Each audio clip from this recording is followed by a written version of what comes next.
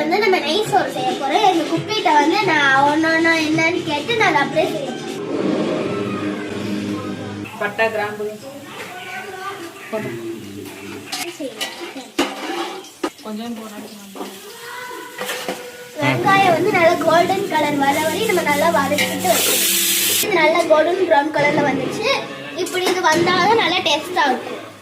புதினா போட்டுக்கலாம், பச்சை மிளகாய் போட்டுக்கலாம். இப்போ வந்து நம்ம தக்காளி போட்டுக்கலாம்.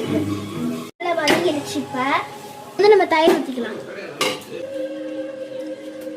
அந்த அரிசி சம்பா அரிசி வந்து போட்டுக்கலாம். இப்போ வந்து இது 5 நிமிஷம் ஊறணும். ஒரு புடி அரிசிக்கு வந்து 2 புடி தண்ணி ஊற்றணும். முதல் குப்பி சொல்லி கொடுத்தாங்க, இப்போ ரால் சொல்லி கொடுத்தாங்க, இப்போ ரால் சொல்லி கொடுத்தாங்க. இப்போ நல்லா இது வந்து கொதிச்சு வந்துருச்சு. இப்போ வந்து இதுல வந்து நம்ம அரிசி போட போறோம். தண்ணி இல்லாம அரிசி நல்லா நம்ம அள்ளி போடணும். போட்டுக்கலாம். ஒரு புளி ஊற்றிக்கலாம். இப்போ லெமன் புளியும் ஒரு புடி அரிசிக்கு 1 லெமன் போட்டுக்கலாம்.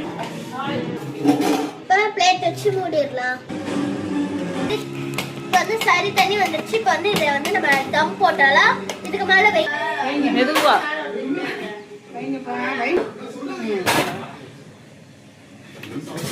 இது வைக்கிறது வெயிட்டுக்கு இது வைக்கிறோம். இப்போ வந்து நம்ம நெய் போட்டுக்கலாம்.